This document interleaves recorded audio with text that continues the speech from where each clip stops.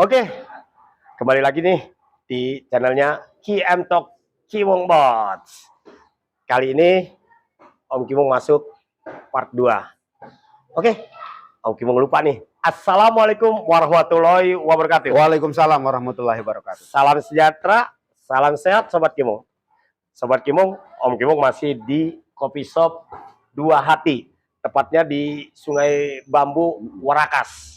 Mampir, tempatnya luas. Ini Om Kimong pesen lemon tea dan ini Americano kopi. Americano kopi. Sobat Kimong, pembicaraan Om Kimong kali ini yang part 2 ini sudah mulai seru nih. Kenapa? Karena ini membicarakan menjelang 2024.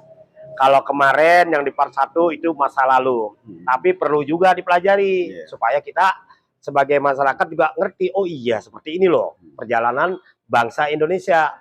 Nah, sebelum masuk ke 2024 itu ada di tahun 1998 itu ada reformasi. Jadi orde lama, orde baru itu ada reformasi. Kenapa itu bisa terjadi? Karena dianggapnya orde baru pada dasarnya Om Kimong sebut aja Pak Soeharto itu memimpin bangsa ini kurang lebih 32 tahun. Nah, itu terjadi gejolak yang dimana nilai mata uang melejit tinggi dan Indonesia dikatakan dalam kebangkrutan atau dalam bantuan suntikan dari IMF. Nah, mahasiswa itu bergejolak terutama di Semanggi Trisakti. Di Grogol Trisakti. Ya. Di situ kurang kalau nggak salah tanggal 13 ya, mulai 13 14 gejolak sampai klimaksnya 20 Mei. 20 Mei menduduki gedung DPR. Dan 20 Oktobernya Pak Harto dengan Logowo lengser. Dan itu diganti sama wakilnya. Pada saat itu B.J. Habibie. Kurang lebih gitu ya, Mas Andi ya. Nah, ini Om Kimong mau coba lagi nih. Sekali lagi Sobat Kimong, ini adalah orang awam bicara politik. Jadi Sobat Kimong, kalau pengen ngobrol-ngobrol tentang politik, kontak aja, komen di ini Om Kimong, ntar Om Kimong samperin, kita cari tempat, kita ngobrol-ngobrol politik. Ngobrolnya asik. Jangan terjadi perbedaan yang terlalu mendalam. Perbedaan wajar, tapi kalau berlebihan itu udah tidak wajar. Tidak wajar, betul. Oke, Sobat Kimong, ini tanya dengan Mas Andi. Fase reformasi dan lanjut ke masa reformasi ya 2024. Reformasi dulu. Gimana Mas Andi? Kalau kita ngomong reformasi, kebetulan kalau reformasi umur saya waktu itu udah umur berapa? Udah 20-an lebih gitu. Ya, karena saya udah terjun di media dulu. Saya dulu ada penyiar juga di beberapa radio swasta di Jakarta dulu. Kita sempat terjun dan kita sempat juga bikin acara talk show waktu itu. Dan kita merasakan tahun-tahun itu bagaimana pergolakan mahasiswa sana sini rame, terus kerusuhan di mana-mana. Kita lihat apa itu namanya toko-toko dijarah. Ingat yang di daerah mana itu Om Kimong? Klender. Klender itu, waduh, kita lihatnya sampai apa ya? Yang banyak mati dia. Orang sampai kepanggang di dalam. Jadi orang itu kan masuk semuanya itu. Ada yang kayak orang kesetanan. Jadi kasur diangkat, Iya. Aduh, dan ada juga kasur diangkat, bako di mana kayak orang kelaparan. Iya. Waktu itu ada isu, ada isu ras juga, ada, ya memang itu. Kalau perasaan saya itu juga kerusuhan itu ada tekanan dari luar juga, dari dalam juga ada. Gitu. Ada yang bermain lah. Nah, ada yang bermain juga. Kalau nggak mungkin kok bisa bergerak serentak lagi ya? Iya, bisa keserentak kok kayak orang kesurupan ini. Jadi kayak orang kesurupan. Jadi kayak inilah. Saya pikir ini saya harus dada ini. Ini kok bangsa saya jadi begini banget gitu loh.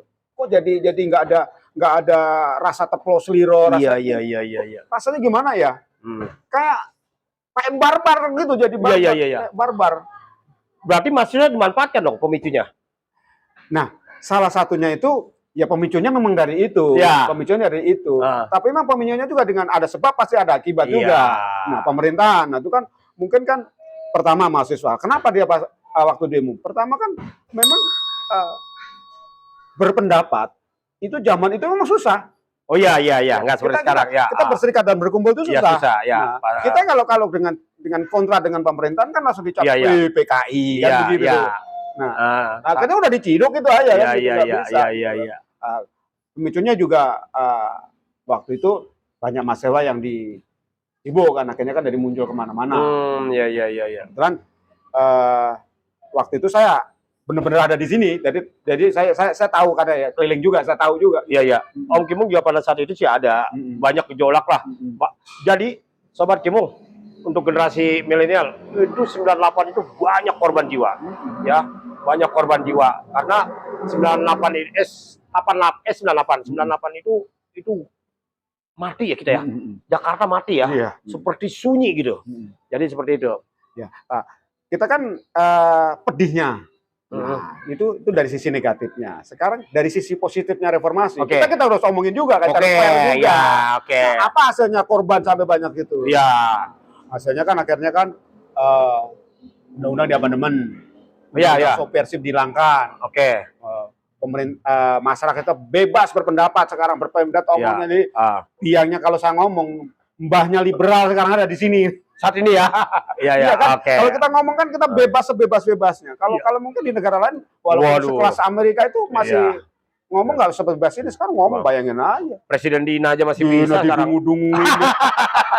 Ya terus itu kan ngomong seenaknya aja. Jadi kalau sekarang zaman reformasi ini kalau saya nilai, jadi banyak orang sakit hati ngomongnya seenak sendiri. Iya. Contohnya ini waktu dulu ini ada di pemerintahan komisaris BUMN, pakar hukum. Sekarang giran udah nggak jadi selesai. Sakit hati pemerintahnya terus dibully terus ngomong benar sendiri. Gitu. Jadi kalau sebetulnya kalau kita bebas ngomong, kita juga harus punya etika juga. Kita harus punya etika juga. Kita kan tupoksinya dong ya misalnya. Ini kan ahli hukum tata negara, yang ngomongnya yang gimana supaya bagusnya ketatanegaraan kita. Iya. Tapi memang sekarang Mas Sandi, Barsak banyak loh.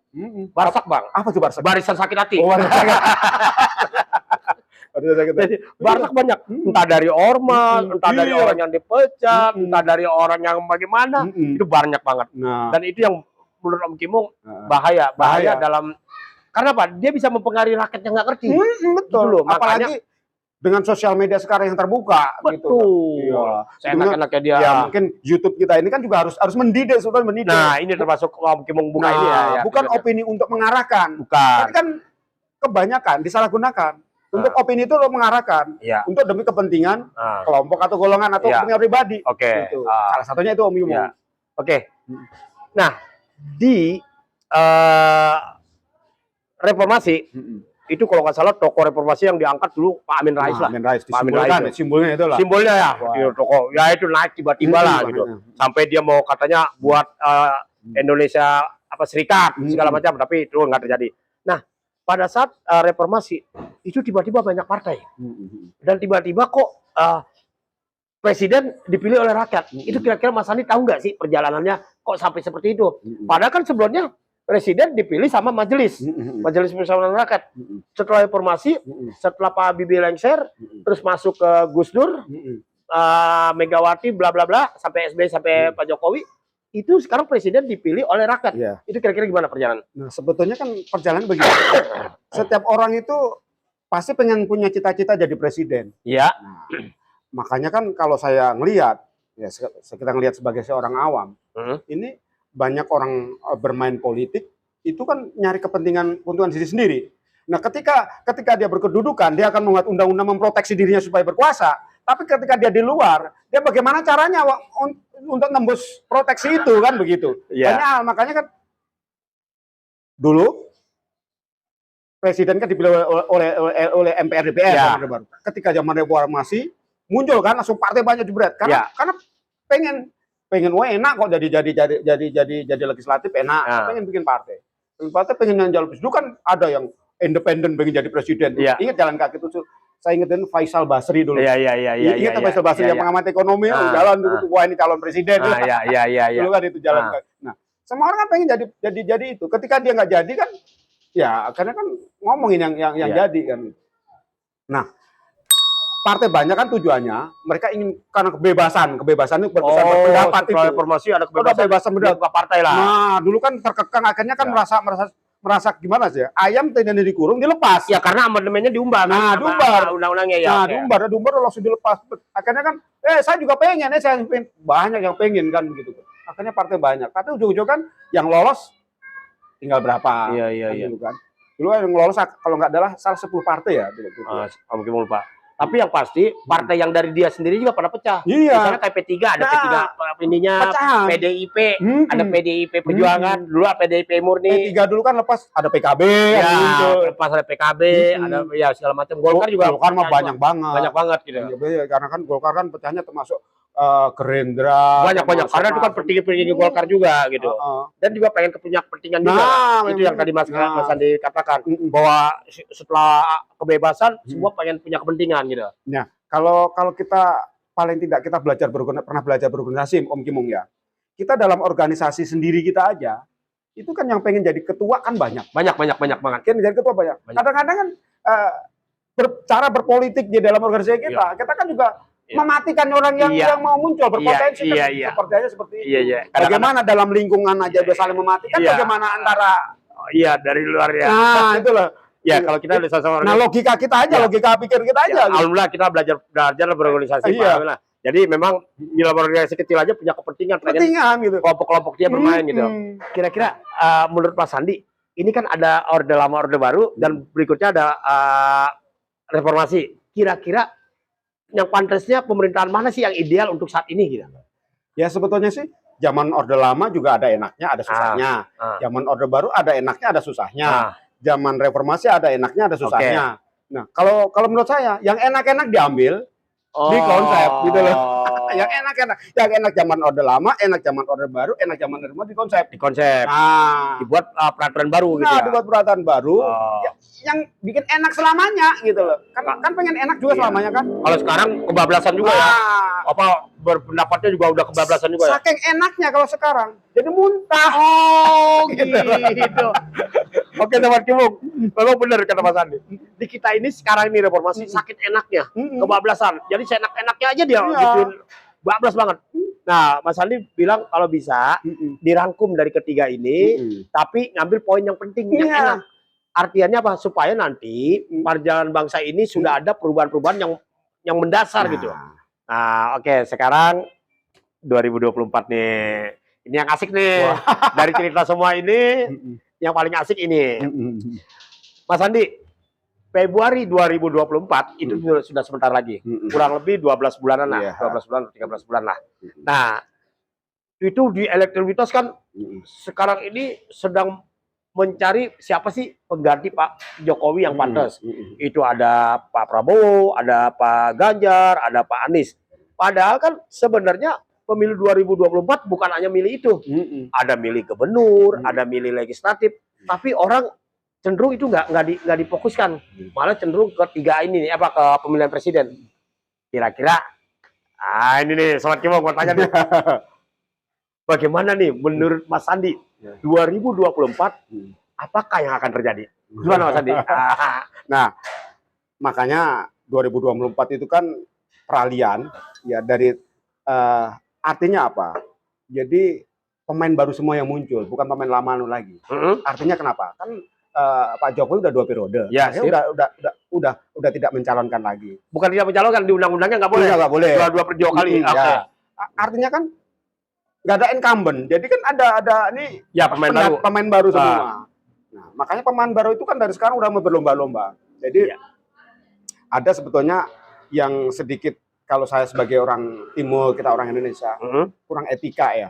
Gimana udah nyuri setar gitu. Yang namanya mencuri itu kan hal yang nggak baik. Sudah keliling-keliling itu mencuri itu nggak boleh mencuri setar. Nah, itu artinya kenapa? Udah menjajakan diri gitu. Padahal masih 12 bulan lagi gitu. Tapi undang-undangnya nggak apa-apa. Ya, itu nggak ada peraturannya, belum ada peraturannya kan KPU-nya belum menentukan jadwalnya doang ya. Artinya kan kita ini kan sebagai calon pemimpin ya. Calon pemimpin bangsa ini yang akan menakodai bangsa Indonesia sebesar ini. Artinya kan kita perlukan, kalau kita memilih ya, kita aja ya. Kita kita harus figur-figur yang memang benar-benar bersih. Akhirnya memikirkan ya sekecil apapun harus dipikirkan karena pemimpin itu kan sebetulnya pengambil kebijakan bukan pemikir. Iya betul. Bukan pemikir. Kalau mikir bertele-tele kelamaan gitu loh. Dia pengambil keputusan, pemikir, pembantu-pembantunya yang mikirin. Nah, pengambil kebijakan akhirnya kecerdasan dalam mengambil kebijakan, bukan bertele-tele. Kalau bertele-tele ribet kita ini. Kalau bertele-tele tukang juru omongan ya. Iya. Itu. Nah, 2024. Nah, otomatis kan udah muncul nih dari lembaga survei muncul ini. Ya.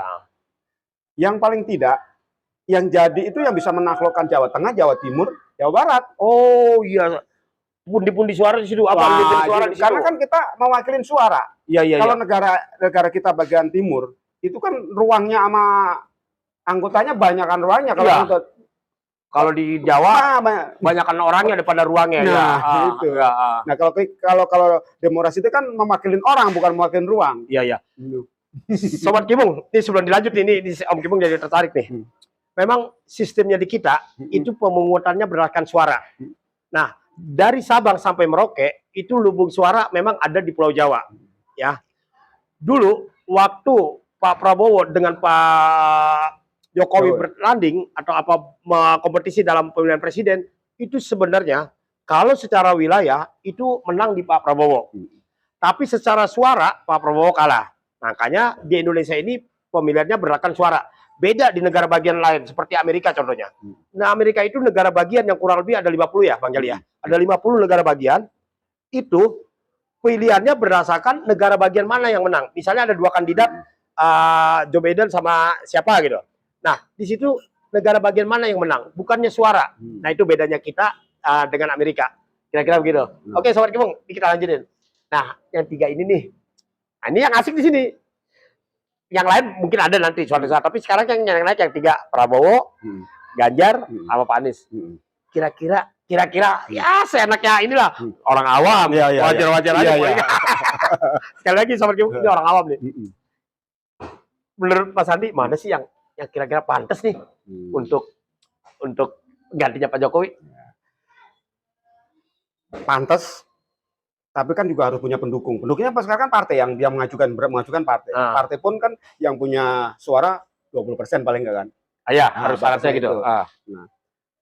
Nah, sekarang kan belum tentu kan, nanti kalau udah KPU tentukan, tapi dari 3 ini kalau saya analisa ya, itu nanti kalau dapat tiket ya ini.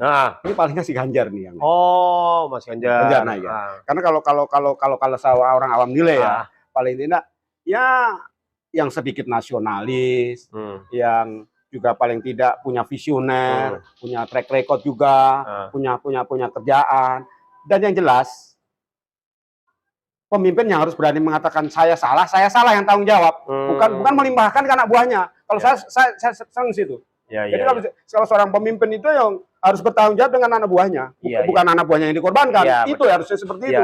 Jadi kalau memang yang salah yang saya dikorbankan pemimpinnya, itu baru jiwa patriot yang benar. Ngomong-ngomong emang ada tuh yang ada. Ya mudah-mudahan ada.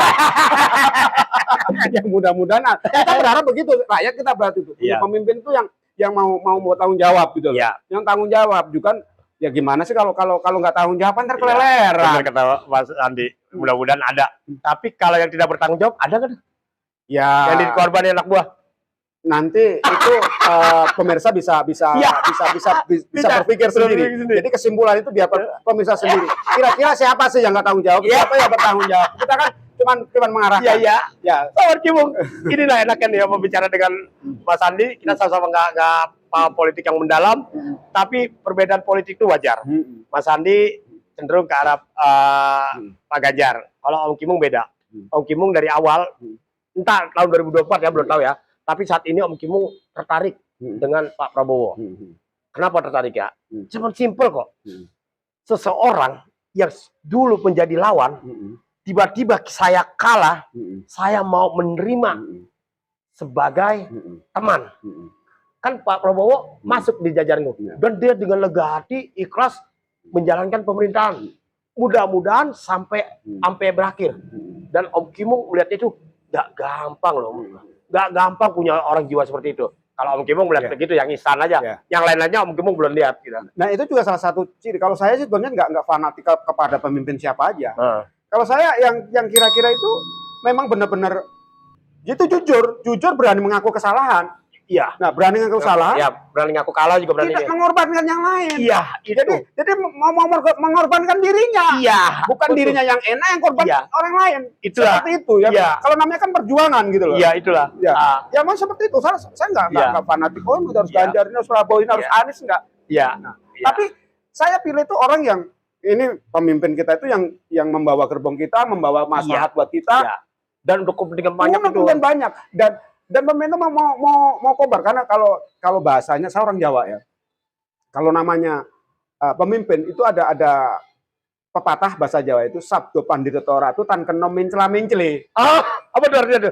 Artinya apa? Omongan seorang pemimpin itu satu kali udah, jangan diralat. Kalau pemimpin meralat itu bukan pemimpin. Iya. Pemimpin itu kalau ngomong satu kali A, ya udah A. Iya. Kalau resiko salah ya tanggung jawab. Jangan ini ngomong A, besok udah mencela. Iya. Nah, dari tahu jadi tempelan. Iya. Itu bukan pemimpin. Itu namanya juru kampanye. Iya, betul. Dan itu kalau Om Kimung sih ngeliatnya kemarin yang Pak Prabowo itu berani begitu karena dia takut ngorbanin rakyatnya. Kalau Pak Prabowo tetap bersekeke dengan berseberangan, itu pasti terjadi gejolak sampai hari ini. Jadi untuk Pak Prabowo secara ini Om Kimung salut. Walaupun akhirnya dicemooh sama pendukungnya. Urusan berikutnya. Tapi kan rakyat bersatu. Untuk bersatu biarin aja seperti itu. Nah, jadi seperti itu. Nah, kira-kira dua udah dikutik nih kira-kira nih sebelum Kimung akhir masa kita bicara dua doang Pak Prabowo dengan Pak Ganjar Pak Anies gimana? Wah. Kalau ngomong Pak Anies ini kan kita juga warga DKI warga DKI juga banyak yang tahu lah gitu tahu bagaimana track recordnya tapi sebetulnya saya sebetulnya suka semuanya yang nggak saya suka itu yang ini yang sudah berani curi setar ini. Kalau saya terus terang masyarakat saya biasa kalau ngelihat itu, aduh, saatnya saya Muslim juga, gitu kan. Kita kalau ngelihat, ya kita sebetulnya kalau orang bermain berlaga dengan per and play kalau kita main bola kan per and play itu jadi belum dipeluit ceprit udah lari duluan, udah main duluan. Iya. Itu sih nggak fair play, nggak fair play. Jadi itu udah minus kalau bagi saya. Iya. Sebetulnya juga punya kelebihan. Iya. Punya kelebihan, setiap orang itu punya kelebihan. Pasti. Tapi ya seharusnya kan jangan seperti itulah. Kita nanti sama-sama lah gitu. Ya memang banyak yang mengambil keuntungan, pengen dapat keuntungannya banyak. Karena kalau udah curi star dulu kan dia udah mengenalkan diri dulu kemana-mana. Nah itu juga salah satunya sebetulnya yang harus kita tinggal ke orang timur kan harus jangan seperti itulah gitu loh. Oke. Jadi Mas Andi intinya jangan sampai adalah curi star. Jadi gini, kalau Om Kimung ya ini kan beda lagi nih. Tadi Om Kimung udah sampaikan, Mas Andi yang dua secara terang-terangan sudah menyampaikan, yang satu ya poinnya semua sama. Sama Om Kimung ya seperti itu. Cuman kalau Pak Anies ini kemarin Om Kimung ya super senang Pak Anies berusaha untuk melepaskan baju identitasnya. Kemarin tidak menghadiri tempat acara tertentu yang berada di Taman Mini. Nah, kemarin Pak Anies langsung berangkat ke Aceh. Artinya kalau Pak Anies mau coba lepas baju politik identitasnya, ajib. Artinya peluang itu besar. Jadi semua tiga calon pemimpin kita kalau menurut di mata Om Kimung itu potensinya besar. Artinya apa? Kalau dia mau memikirkan rakyatnya secara menyeluruh, siapapun pasti terpilih. Gitu artinya kan. Kenapa? Kalau sekarang belum ada calon, karena kan belum ada ketentuan. Oh iya, belum ada nanti. Jadi kita jadi calon-calonan kalau sekarang. Kalau Maret ya? Ya, Maret. Kalau udah diketok palu oleh KPU jebret ini yang daftar ini baru calon. Iya. Ini bakal aja belum aja. Jadi istilahnya masih mengaku-ngaku kalau sekarang. Ada yang calonin bakal calon Partai Nasdem, tapi kan belum resmi. Kan dia sendiri. Kan sendiri nggak bisa. Sama aja kan saya nyalonin Om Kimung nih. Om Kimung calon saya. Ini calon presiden Om Kimung kampanye bisa aja sama aja. Iya. Gitu loh. Kita juga independen kan ada aturan independen boleh. Tapi kalau bisa Mas Andi, ini kalau bisa sih jangan bilang nyalonin Om Kimung, bisa aja Mas Andi, saya mau nyalonin yang rambutnya putih, yang berkerut gitu aja dah. Om Kimung kan putih-putih nih, putih kerut. Kan banyak yang berkerut itu, wujudannya banyak yang berkerut. Iya. Salah. Ya, jadi Sobat Kimung, inilah enaknya obrolan orang awam, obrolan politik, ngalor ngidul kemana-kemana. Tapi yang paling poinnya adalah keberagaman dalam berbangsa ini itu memang harus dipelihara. Iya. Perbedaan tuh itu nggak mungkin kita hindari, itu pasti ada. Tapi perbedaan yang menyolok, artian yang gua paling benar itu adalah hal yang salah. Iya, yang salah. Itu kira-kira menurut Om Kimung seperti itu. Karena kita milih pemimpin siapa saja, kalau saya siapa saja, akan saya dukung gitu. Sama. Apa saya akan saya dukung. Ya, sama. Yang penting pertama yaitu fair and play, jujur, terus ya bertanggung jawab dengan rakyatnya. Iya, itu. Saya akan dukung siapapun akan dukung. Gitu. Saya dari dulu orangnya nggak pro kontra. Gitu. Ya. Jadi aslinya yang kira-kira memang ya bertanggung jawab rakyat, ya saya dukung siapapun saya dukung. Saya nggak lepas. Contoh bagus itu Pak Prabowo bagus itu. Ya. Itu salah contoh bagus bisa itu. Saat sekarang gitu. Saat sekarang jadi idolanya Om Kimung tuh. Nah, itu kan punya artinya apa? Pemimpin kan punya prinsip. Iya, begitu betul. loh. Jangan selalu tergantung dengan yang dikipasin. Oke. Sekarang gini, sebelum Om Kimung akhir ini udah kelihatannya udah mulai asik nih. Kan tadi kita bicara tentang 3 kandidat nih. Itu juga bicara 3 kandidat berdasarkan elektabilitas yang ada. Sekarang kita bicara partai nih. Kira-kira partai yang bakalan naik 3 besar aja lah. 3 besar aja. Siapa aja? Kalau partai yang bakalan naik 3 besar, ya paling itu aja. Itu aja. Ya, karena apa? Nanti siapa yang bisa punya calon presiden itu bakalan naik. Kalau sekarang belum ditentukan, karena kan presiden efek ini kan banyak. Makanya itu kan ketika ini Anies wakilnya kan pada berebut, nggak mau, dia nggak punya ada efeknya ke partai. Nah itu kan belum ketahuan. Oke, iya. Jadi ini pengamatan Mas Sandi sama dengan Om Kimung. 3 partai besar itu pengaruhnya ada di siapa yang mau dicalonin. Seperti Om Kimung yang sudah bicarakan, siapa yang mau dicalonin. Karena ini pengaruh di legislatifnya.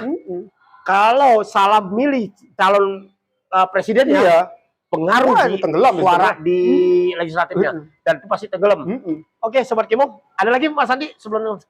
Oke, Sobat Kimung, alhamdulillah ini pembicaraan Om Kimung dengan Mas Sandi, dan mudah-mudahan Sobat Kimung yang nonton ini kalau mau bicara politik juga, politiknya orang awam, sekali lagi, politiknya orang awam, tidak ada kepentingan kesana kemari. Yang kepentingannya adalah ini loh, masyarakat membuka pikiran, cara berpikir atau cara berpolitik yang baik.